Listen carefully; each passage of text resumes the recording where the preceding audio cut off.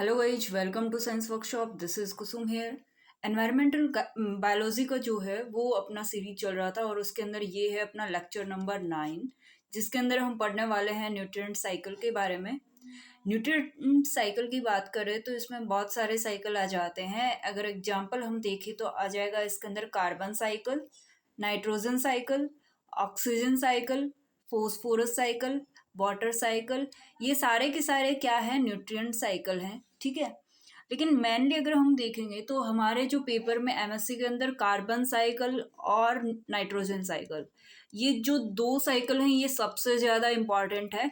यहाँ से क्वेश्चन बनते हैं।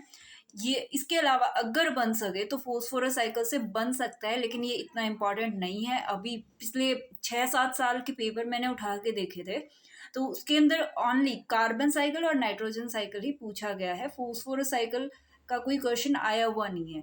ठीक है। तो आज हम इस वीडियो के अंदर कार्बन साइकिल पे फोकस करेंगे मेनली। ठीक है। नेक्स्ट वीडियो के अंदर हम कर लेंगे नाइट्रोजन साइकिल। ओके। तो फर्स्टली देखते हैं कि न्यूट्रिएंट साइकिल होता क्या है। What is nutrient cycle? A nutrient cycle is repeated pathway of a particular nutrient or element from organisms and back to environment. कोई भी न्यूट्रिएंट है, मान लीजिए कोई भी कार्बन है। ठीक है। ये जो कार्बन है इस पर्टिकुलर न्यूट्रिएंट है और ये जो है ये ऑर्गेनिज्म में जाएगा और एक ऑर्गेनिज्म से दूसरे ऑर्गेनिज्म में जाएगा और वहां से क्या होगा, एनवायरनमेंट में आ जाएगा। ठीक है। या फिर हम देख सकते हैं कि किसी भी एनवायरनमेंट से कोई न्यूट्रिएंट स्टार्ट होता है, वो ऑर्गेनिज्म में जाता है एंड उसके बाद में वो वापस एनवायरनमेंट के अंदर आ जाता है। ये जो पूरा पाथवे है इसी को हम न्यूट्रिएंट साइकिल बोलते हैं। ठीक है। हम देखेंगे कि कार्बन जो है वो पहले कहाँ प्रेजेंट है, एनवायरनमेंट के अंदर प्रेजेंट है। अब ये यहाँ से किसके अंदर जाएगा, ऑर्गेनिजम्स के अंदर जाएगा। अब वापस ये कहाँ जाएगा, ऑर्गेनिज्म से एनवायरनमेंट के अंदर आ जाएगा। इसी को हम क्या बोल रहे हैं, न्यूट्रिएंट साइकिल बोल रहे हैं। ठीक है। आई होप ये इतना क्लियर होगा। कार्बन साइकिल के बारे में देखिए कि कार्बन जो है वो मेन कॉन्स्टिट्यूएंट है लिविंग सेल्स के अंदर। ठीक है। जो कि सभी मॉलिक्यूल्स के अंदर और ऑर्गेनिक मैटर के अंदर जो है प्रेजेंट होता है। सभी मॉलिक्यूल्स और जो ऑर्गेनिक मैटर है वहाँ पे हम देख सकते हैं कि कार्बन की जो कुछ ना कुछ अमाउंट है वो मिलता ही है। ठीक है। कार्बन जो है मेनली देखेंगे तो हम जो एनवायरनमेंट है वहाँ पे मेनली CO2 के अंदर मिलेगा या फिर मीथेन के अंदर मिलेगा। मीथेन का फॉर्मूला होता है CH4। ठीक है। कार्बन किस फॉर्म में मिलता है एनवायरनमेंट में, या तो CO2 की फॉर्म में मिलेगा या फिर CH4 यानी मीथेन की फॉर्म में मिलेगा। और भी बहुत सारी चीज़ों के फॉर्म में मिल सकता है, लेकिन मेनली बात करें हम तो इसी फॉर्म में मिलता है। ठीक है। यहाँ पे क्या होगा कि यहाँ पे बायोटिक कंपोनेंट होते हैं और एबायोटिक कंपोनेंट होते हैं। ठीक है। इन बायोटिक से एबायोटिक में, एबायोटिक से बायोटिक में ये जो कार्बन साइकिल है दो प्रोसेस के द्वारा होता है। एक तो होता है फोटो रेस्पिरेशन, फोटो रेस्पिरेशन की प्रोसेस द्वारा, सॉरी, फोटोसिंथेसिस की प्रोसेस द्वारा। एक तो होता है फोटोसिंथेसिस और दूसरा होता है respiration. Respiration and photosynthesis.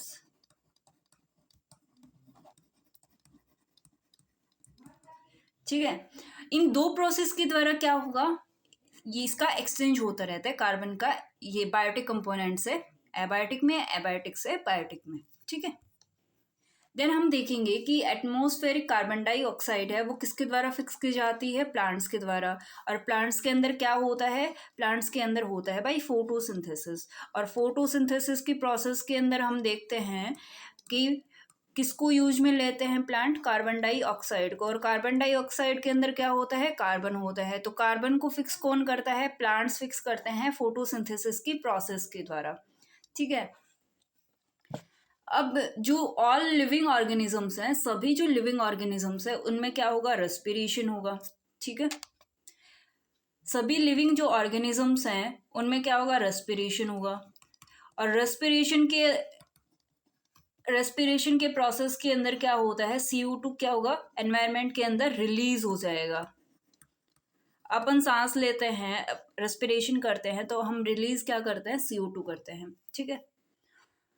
Carbon जो है इसके अलावा कहाँ से रिलीज होता है एटमॉस्फेयर के अंदर, इसके अलावा कार्बन फोसिल फ्यूल्स होते हैं या फिर ऑटो एमिशन के द्वारा एनवायरनमेंट के अंदर रिलीज होता है। या तो किसके द्वारा होगा, फोसिल फ्यूल्स के द्वारा, ठीक है। और इसके अलावा जो ऑटो एमिशंस होते हैं, यानी कि जो भी कार हो गया, बाइक हो गया, एरोप्लेन हो गया, ठीक है, इन सब के द्वारा क्या होता है, कार्बन एटमॉस्फेयर के अंदर रिलीज होता है। एंड इसके अलावा अगर हम देखेंगे कि ऑर्गेनिक कार्बन जो है वो डेड और डिकेइंग ऑर्गेनिज्म होते हैं। जो भी डेड और डिकेइंग ऑर्गेनिजम्स होते हैं, ठीक है, उनके द्वारा और वेस्ट प्रोडक्ट के द्वारा एटमॉस्फेयर के अंदर रिलीज होता है। और ये किस प्रोसेस के द्वारा होगा, डीकम्पोजिशन की प्रोसेस के द्वारा डीकम्पोजिशन होगा। हम देखते हैं कि कोई भी डेड ऑर्गेनिज्म है, कोई भी डेड ऑर्गेनिज्म है,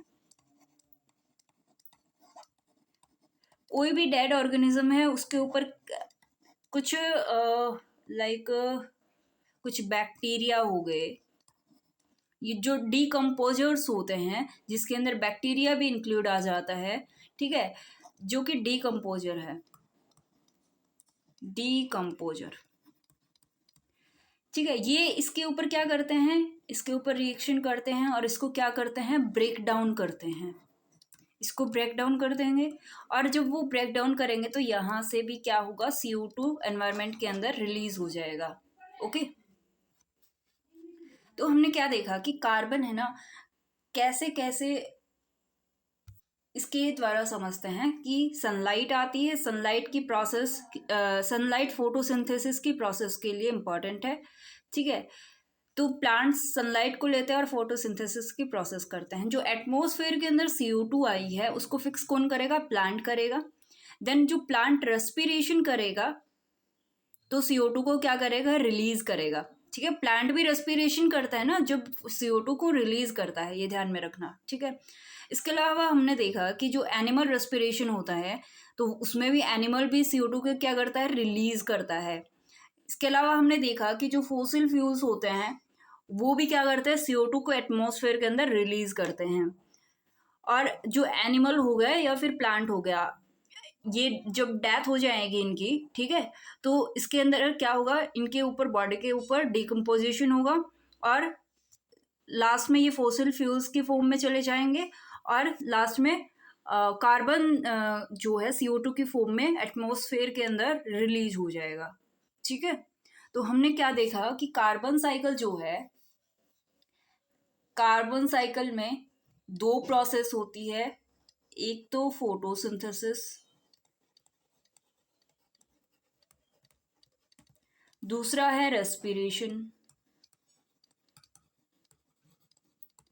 अब फोटोसिंथेसिस और रेस्पिरेशन, इन दो प्रोसेस के द्वारा क्या हो रहा है, कार्बन बायोटिक कंपोनेंट से एबायोटिक कंपोनेंट तक, ठीक है, क्या कर रहा है, साइकिल कर रहा है या फिर इनके बीच में ट्रांसफर हो रहा है।